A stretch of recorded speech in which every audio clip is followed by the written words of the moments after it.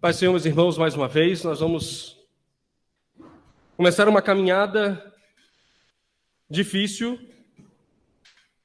Eu diria que toda vez que a gente vai... É água de coco ou é o nosso filtro que está assim mesmo? Desculpa a piada.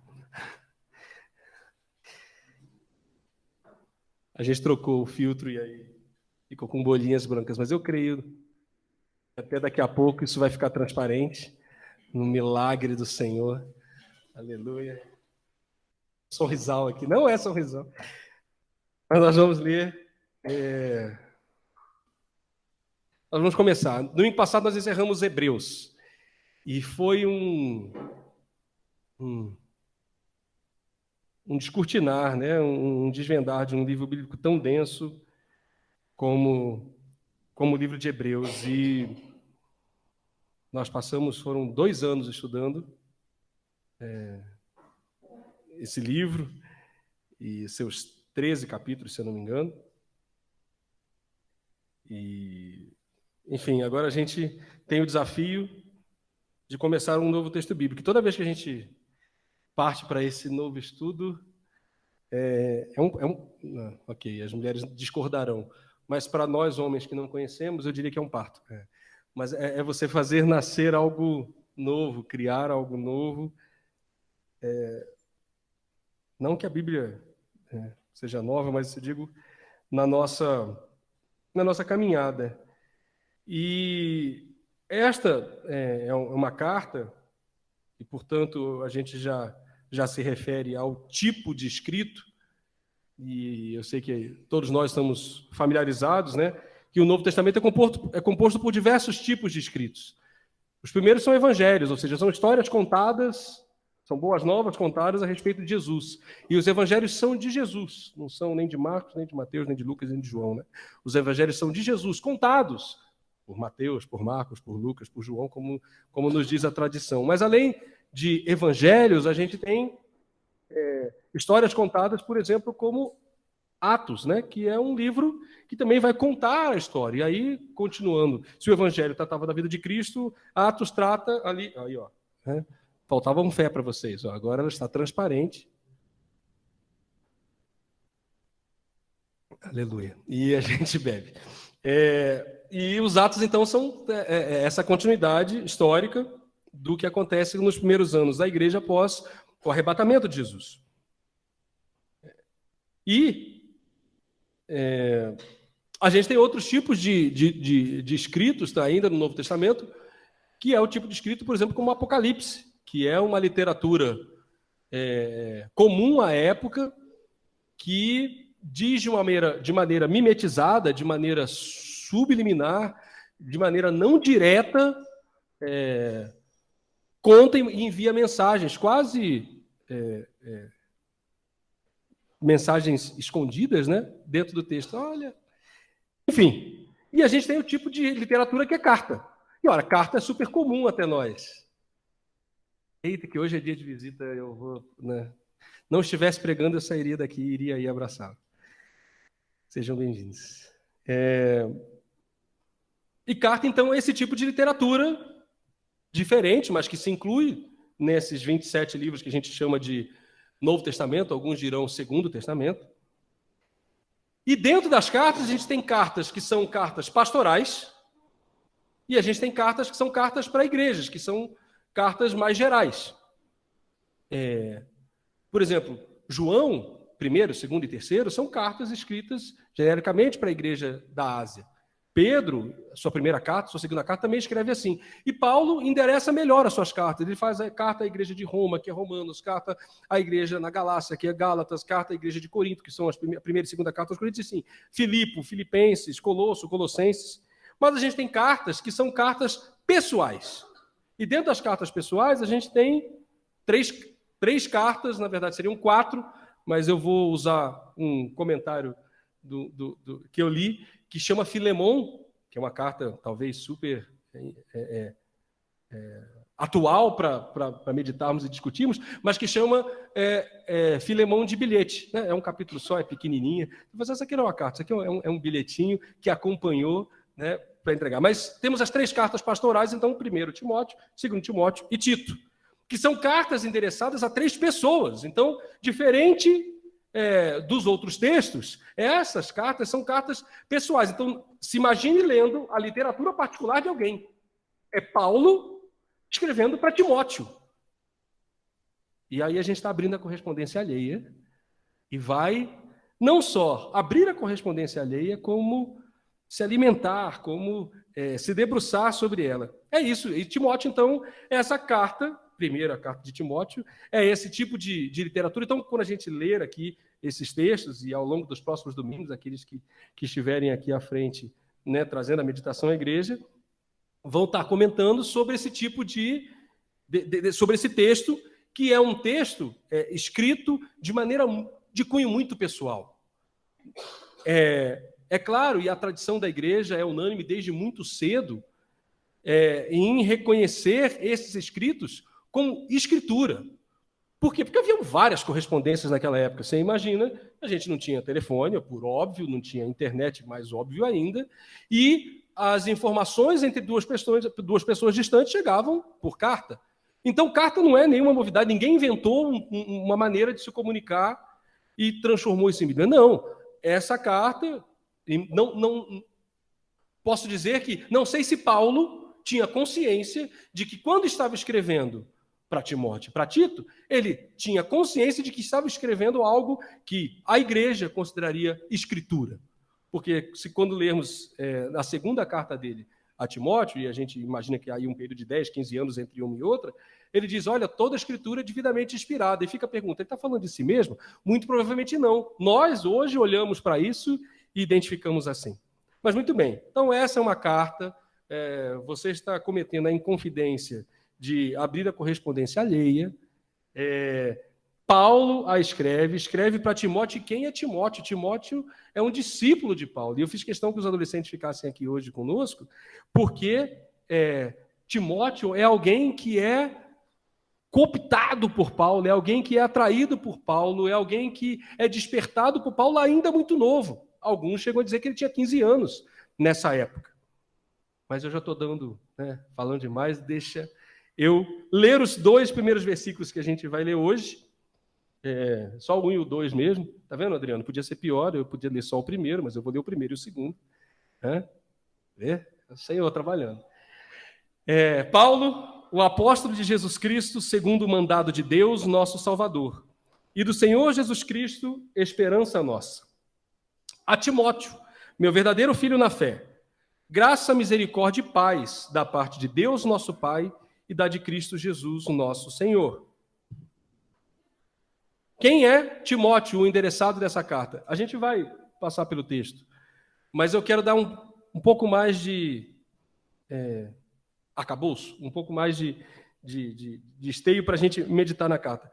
Eu queria que você abrisse Atos capítulo 16.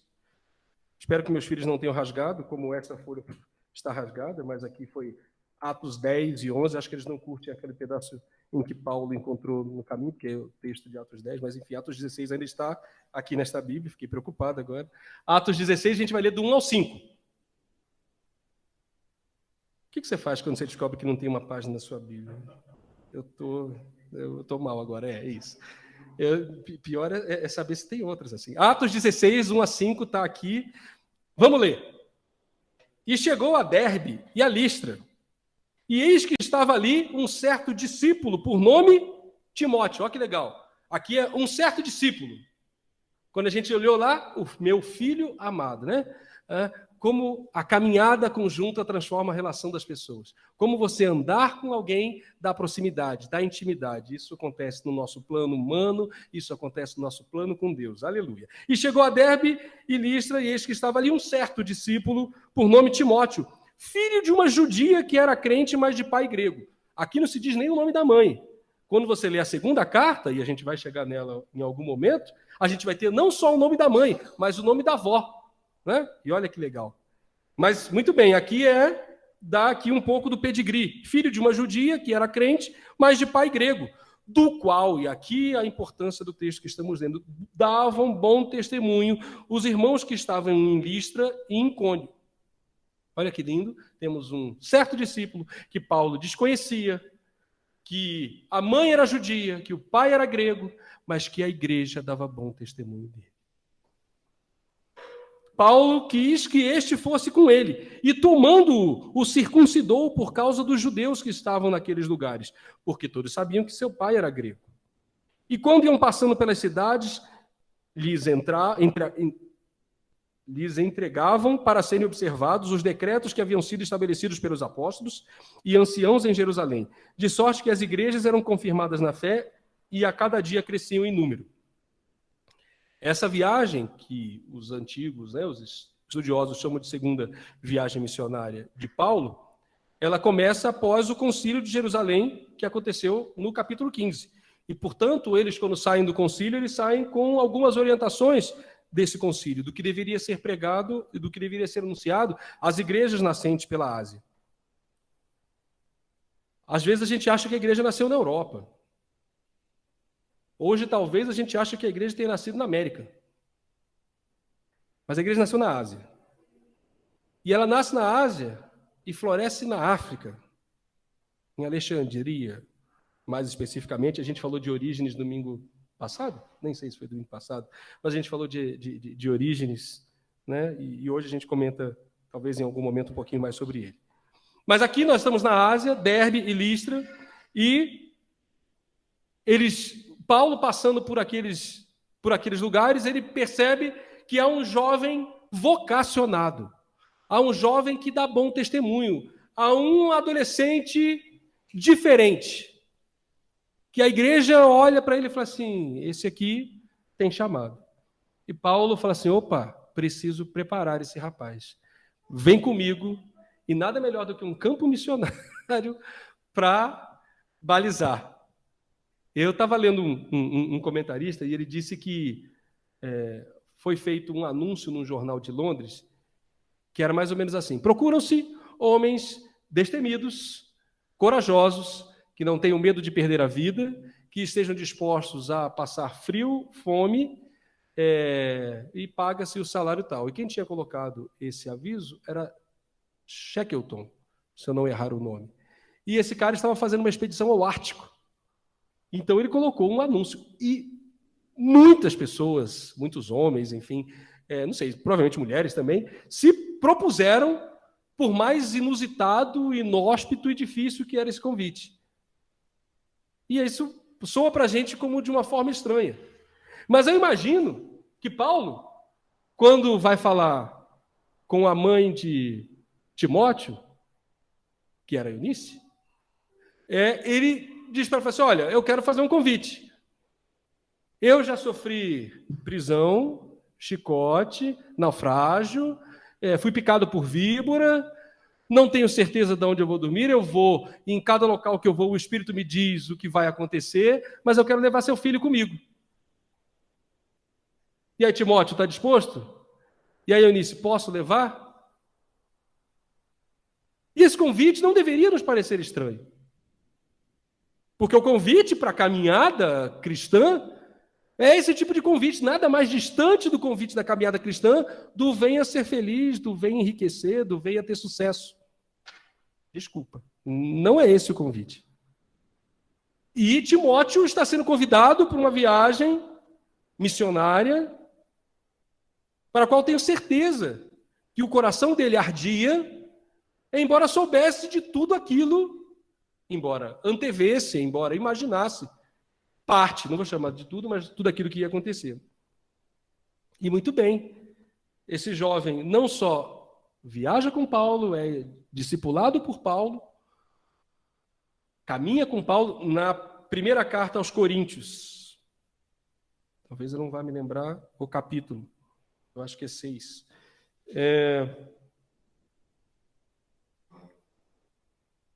Eu não vou lembrar o capítulo, em que Paulo faz o comentário de que Timóteo está com ele e que Timóteo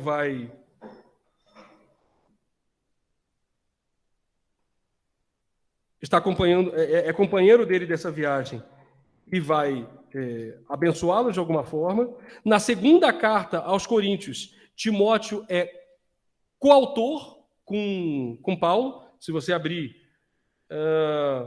o primeiro capítulo de Coríntios, o primeiro versículo, está escrito assim: Paulo, apóstolo de Jesus Cristo pela vontade de Deus, e o irmão Timóteo, a igreja de Deus em Corinto. E assim, este adolescente, jovem, aprendiz, se torna um jovem pastor de uma comunidade.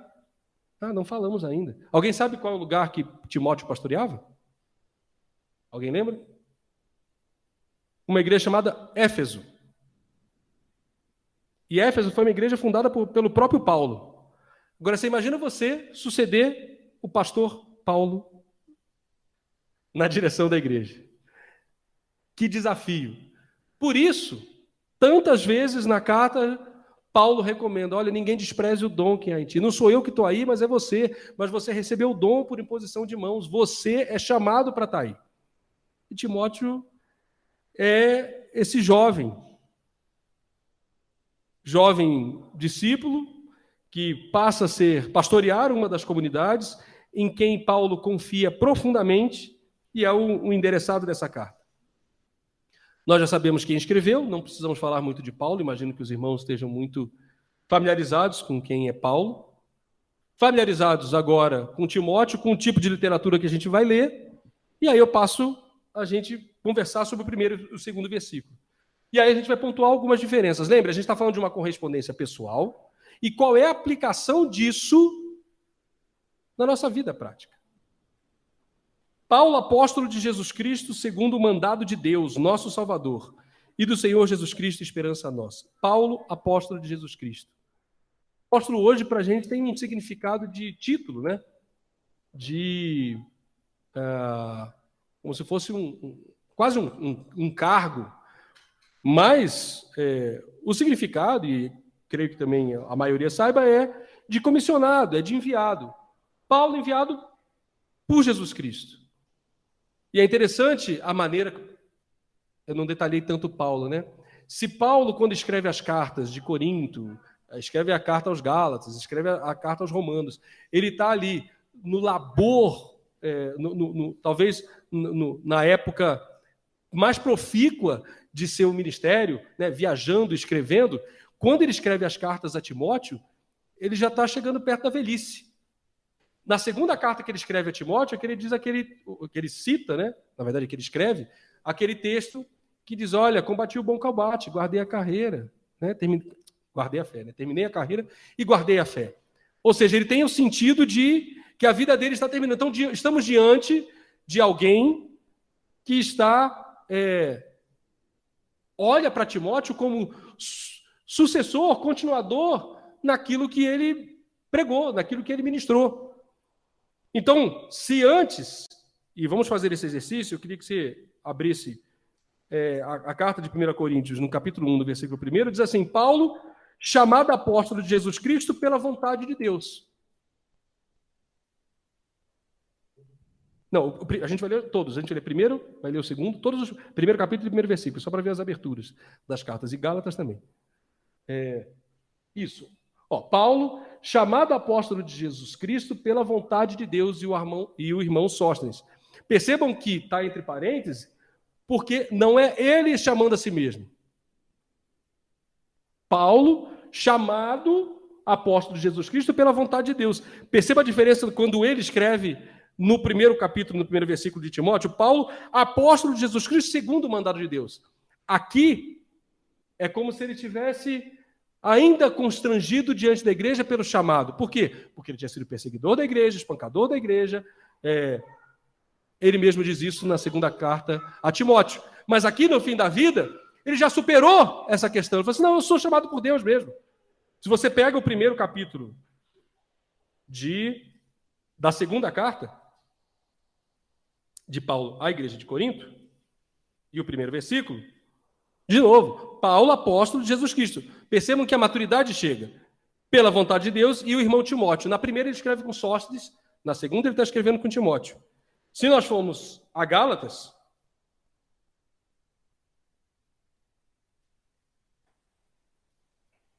hoje é dia de mexer na Bíblia.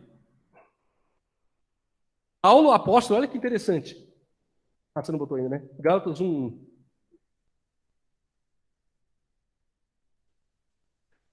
Falha minha, tá? Eu devia ter passado os textos para o Adriano antes. Só quero deixar claro isso. Paulo, apóstolo, olha agora entre parênteses. Não da parte dos homens, nem por homem algum, mas por Jesus Cristo e por Deus Pai que ressuscitou dos mortos. Perceba que aqui há uma necessidade de afirmação, porque Gálatas, para aqueles que conhecem o texto, talvez seja das cartas de Paulo aquela que mais confronta o estado, o status cristão da época, né? Que estava sendo muito judaizado. As práticas do judeu, os judeus estavam querendo transformar o cristianismo em uma seita judaica. E portanto, Paulo, né, aos Gálatas, escreve e fala tanto sobre o tratado da lei e da graça. Mas voltando ao primeiro versículo de Timóteo, Paulo, então, apóstolo de Jesus Cristo, segundo o mandado de Deus, nosso Salvador, e do Senhor Jesus Cristo, esperança nossa. E aqui nós vamos saltar 2 pontos. Quem é o Salvador no versículo 1? Deus. Paulo vem em todas as outras cartas suas chamando Jesus de Salvador. Agora é Deus que é Salvador. Contradição. Não, maturidade. É Deus que envia Jesus, é Deus o Senhor da história, é Deus o Salvador, é Deus, antes de mais nada, que desde o começo planeja, deseja que todos os homens sejam salvos. Então Deus é o Salvador. E Jesus passa a ser o quê? Nossa esperança. Isso é lindo. Por quê? Porque ele está chegando no fim da vida. Ele combateu o bom combate. Obrigado. Ele acabou a carreira.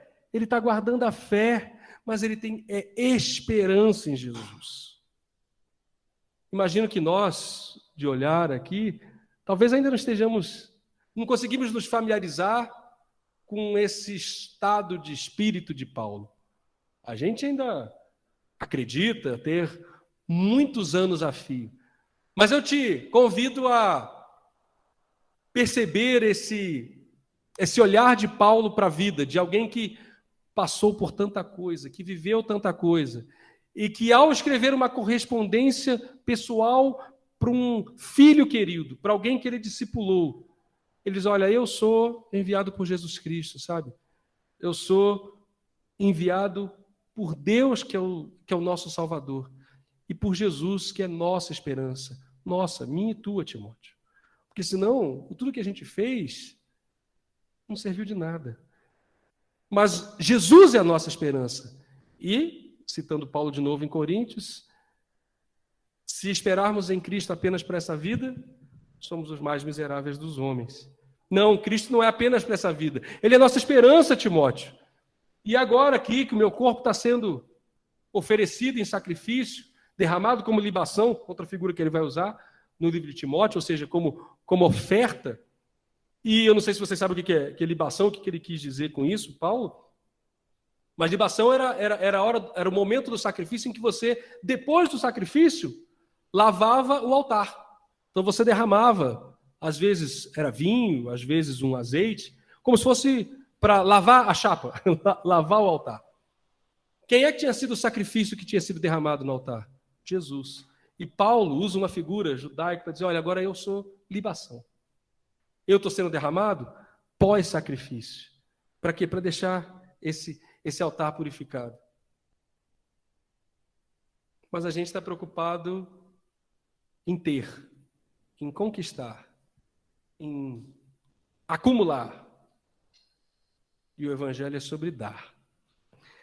Ok, Paulo, apóstolo de Jesus Cristo, segundo o mandado de Deus, nosso Salvador e do Senhor Jesus Cristo, esperança nossa. A Timóteo, esse que eu vos apresentei, meu verdadeiro filho na fé. Aqui eu traço, ou comento, de um traço que a mim, até comentava isso com o Adriano ontem, do quão melancólico é o texto de Timóteo. Melancólico. É o quão triste o final da carta. Mas não é porque Paulo esteja desesperado, não é porque Paulo esteja desesperançoso, não. Mas é porque ele constata que as pessoas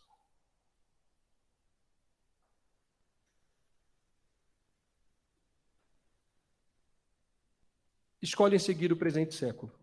as palavras dele mesmo. Ele fala de Demas especificamente, né? Que é alguém com quem ele contava. Mas ele vai dizer que as pessoas o abandonaram. E as pessoas não estão mais com ele. Que aqueles que ele contava não estão mais lá do lado dele. E que poucos ficaram. Só Lucas está comigo, ele vai dizer. Vem logo. Né? E nessa carta ele diz, vem estar comigo. Eu preciso de você aqui comigo. Mas ele chama de Timóteo de verdadeiro filho na fé. E aqui, um outro ponto. Graça, misericórdia e paz. Qual era a saudação, não sei se vocês, acho que acredito que a maioria saiba, a saudação entre os irmãos nos primeiros séculos? Alguém sabe? Como é que eles se saudavam? Ninguém? Nós vamos ler, então, vários textos para perceber isso. Volta lá para 1 Coríntios, pode abrir. 1 Coríntios 1:1, 2 Coríntios 1:1, Gálatas 1:1. E a gente vê como é que Paulo sempre saudou e os irmãos usavam isso. Graça e paz. Graça e paz. Lorena, eu quero te ouvir. Pode falar. Olha só. 1 e 2, né? 1 Coríntios 1. A gente já leu. O 2 agora, perdão. A igreja de Deus que está em Corinto, aos santificados em Cristo Jesus, chamados santos, com todos os que em todo lugar invocam o nome do Senhor Jesus Cristo, Senhor deles e nosso. Versículo 3. Graça e paz. Esse foi a primeira carta que ele escreveu aos Coríntios. Vamos ver a segunda carta que ele escreve à igreja que está em Corinto? Vamos ver quem é mais rápido. Eu, Adriano. Olha a Bíblia agora, Adriano. Cheguei. Versículo 2. Graça a vós e paz da parte do nosso Deus. Percebam a dicotomia. Graça e paz. 1 Coríntios, 2 Coríntios. Vamos para Gálatas? Vamos. E aí eu vou soltar o que a gente quer dizer. Versículo 3. Gálatas 1:3. Graça e paz da parte de Deus Pai e da nossa Senhor. Estamos na introdução. Por que eu estou fazendo essas comparações? Para mostrar que esta carta pessoal não é uma carta para a igreja. Ela tem características diferentes. Por quê? Primeiro, porque não é genérica, não é ao público, não é à igreja. É uma carta pessoal ao filho na fé, talvez o discípulo mais próximo, mais querido, enfim, mais querido não posso dizer, mas mais próximo dele, a quem ele chama de meu filho amado. Posso dizer mais querido, sim. Ele fala meu filho amado, então eu vou dizer mais querido. E aí, olha o que ele diz aqui, no versículo 2. A Timóteo, meu verdadeiro filho na fé, graça e paz. Graça, o 1:2 de 1 Timóteo. Graça, misericórdia e paz. Isso me saltou aos olhos. Eu falei, olha, ele chegou um momento na vida em que ele entendeu que graça e paz talvez não estejam sendo suficientes para manter essa igreja unida ou de pé. Como falta misericórdia para nós nos nossos dias. Como nós somos rápidos ao condenarmos. Como é fácil cancelar alguém. Um clique, né? E a gente cancela. Não, esse eu não ouço mais. Esse eu não quero saber. Esse não tem mais nada para me dizer. Essa caiu da graça.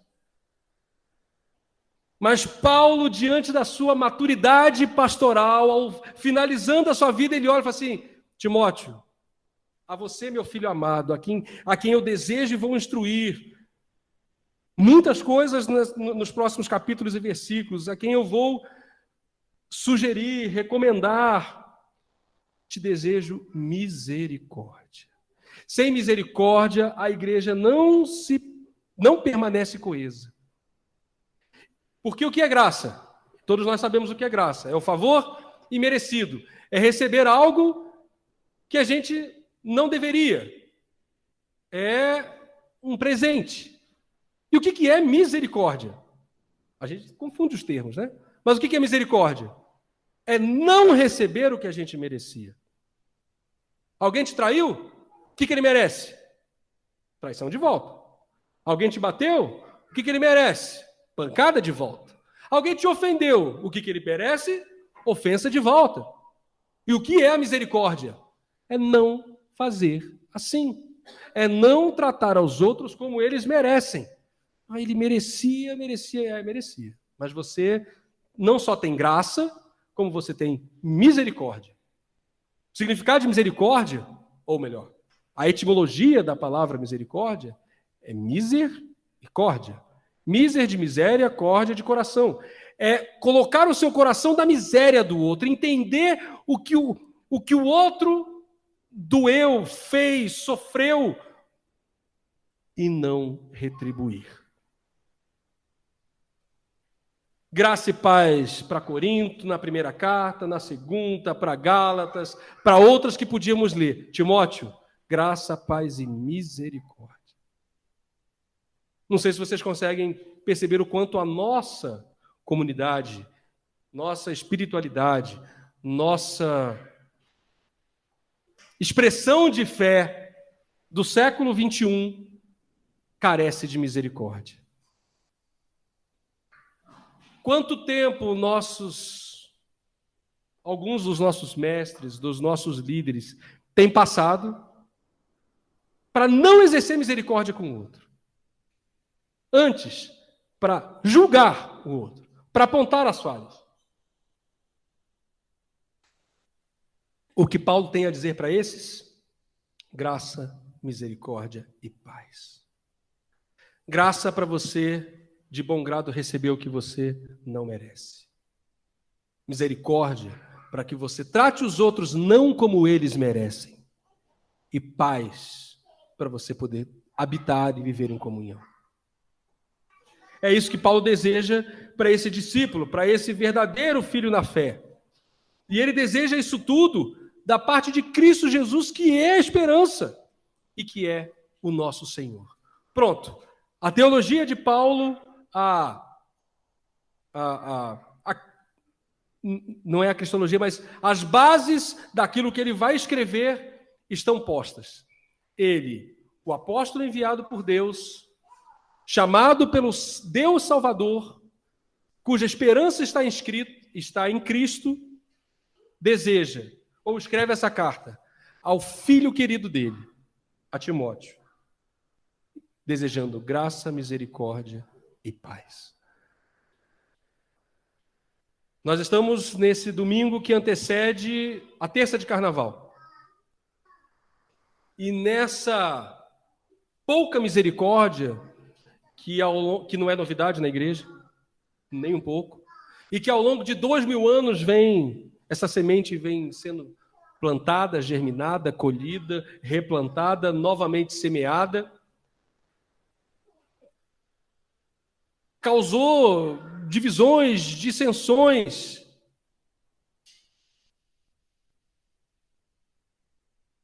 E parte dessa tradição cristã considera a quarta-feira de cinzas como o dia para começarmos a contar a quaresma. Mas não, nós, cristãos de herança cristã de 500 anos, que ignoramos 1.500 anos de tradição, ou seja, fazemos da nossa religião, ou da nossa fé, que é milenar, de 2000 anos, uma fé reduzida àquilo que o Espírito revela e tem revelado nos últimos 500 anos, ignoramos a expressão do que é a quaresma, do que é se purificar, do que é ansiar pela Páscoa. Páscoa que desde cedo foi motivo de discórdia, mais uma vez, porque algumas igrejas comemoravam junto com a Páscoa judaica. Outra, para mostrar a divisão e para mostrar que não sou judeu, estabeleceram uma outra data para marcar, a ponto de um dos primeiros líderes cristãos de Roma excomungar boa parte das igrejas do Oriente. Essas as igrejas que eram as endereçadas. Lembra, a igreja não nasceu na Europa. Excomungar essas igrejas.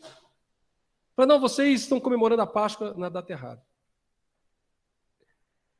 E aí um bispo da cidade de Lyon, na França, chamado Irineu, estamos aí no ano 100 e qualquer coisa, 150, 160, vai lá e fala com o Papa.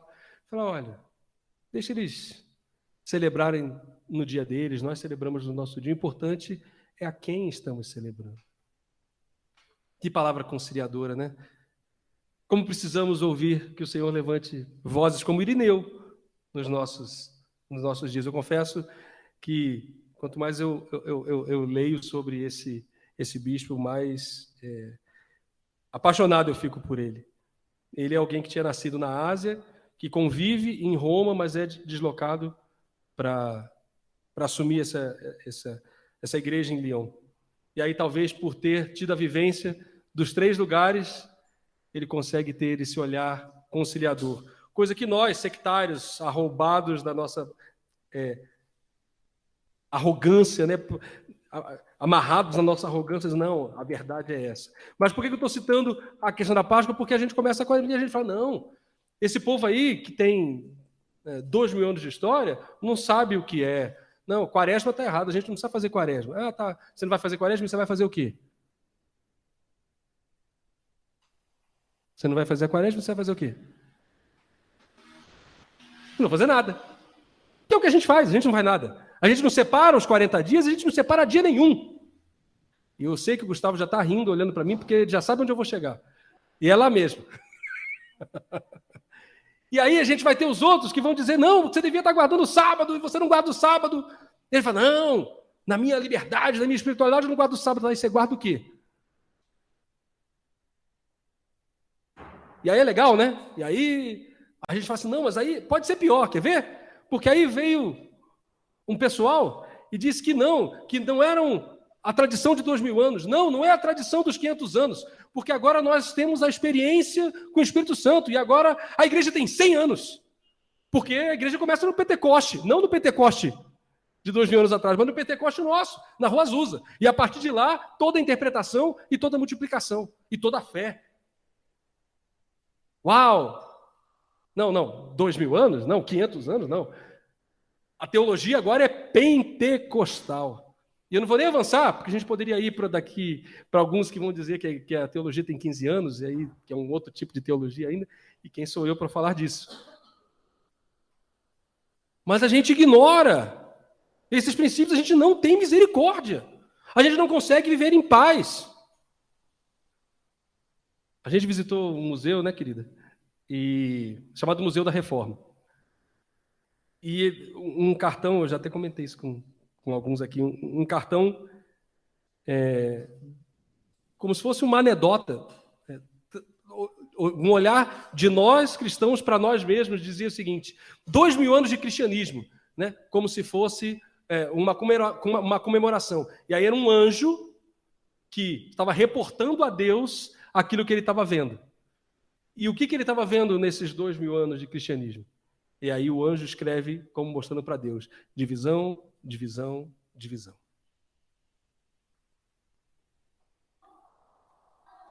Eu sei que a igreja tem um Senhor e tem um pastor. E que nós somos, sim, resultado do sangue desses que vieram antes de nós e morreram. Ao longo dos 2.000 anos. Que não devemos ou não podemos desprezar uma tradição de 2.000 anos, uma tradição de 500 anos, uma tradição de 100 anos.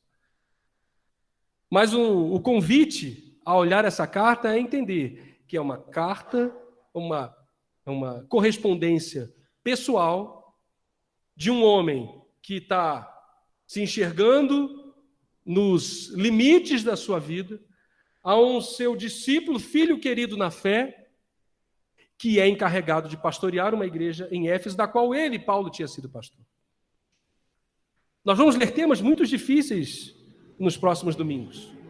Se você tiver tempo, e eu o convido, leia a primeira. São 6 capítulos. Leia a segunda. E são 4 capítulos, são capítulos curtos, mas que tratam de temas difíceis. Mas sabe o que é o melhor de tudo? É que nessa leitura a gente tem o autor para nos interpretar, para falar conosco. Me debrucei de alguma forma ler diversos tradutores, comentaristas, até comentei isso com a Cíntia. Há momentos em que é difícil a leitura, é difícil conseguir vencer esses 2000 anos de distância. Faz sentido eu eu violar essa correspondência pessoal entre essas duas pessoas e tentar entender isso como escritura? E eu vou dizer para você que faz. E que isso tem edificado a igreja profundamente. Então, que com graça, com misericórdia, com paz, nós sigamos nos próximos capítulos. É um desafio. De novo, eu sei que nós vamos mexer em alguns vesperos. Leia 1 Timóteo para entender. Não quiser ler, leia o primeiro capítulo só até o final que já vai incomodar. Mas pode ler o primeiro, o segundo. Mas eu tenho certeza que com o autor ao nosso lado, e é ele que é quem tem todo o interesse em que compreendamos, em que nos alimentemos desse texto, e a gente vai caminhar. Graça, misericórdia e paz da parte de Deus e do nosso Senhor Jesus Cristo seja convosco. Amém.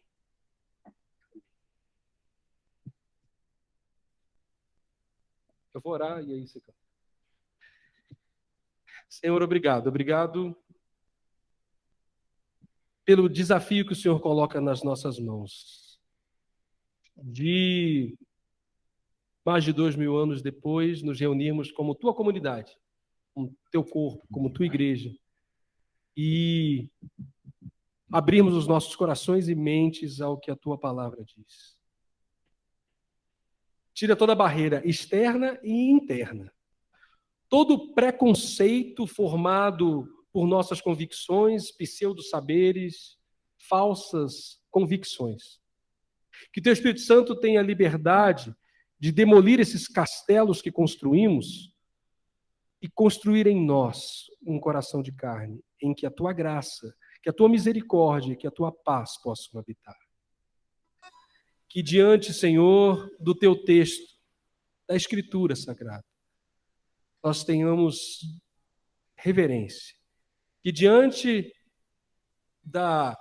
do milagre que é poder contar com estas palavras, 2000 anos depois em nossas mãos, nós tenhamos sensibilidade à voz do teu Espírito, que vai nos ensinar, que vai nos acalmar, que vai nos exortar, que vai nos admoestar, mas que vai nos trazer esperança, que vai nos ensinar um comportamento, um modo de viver. Nos dá essa sensibilidade, em nome de Jesus, amém.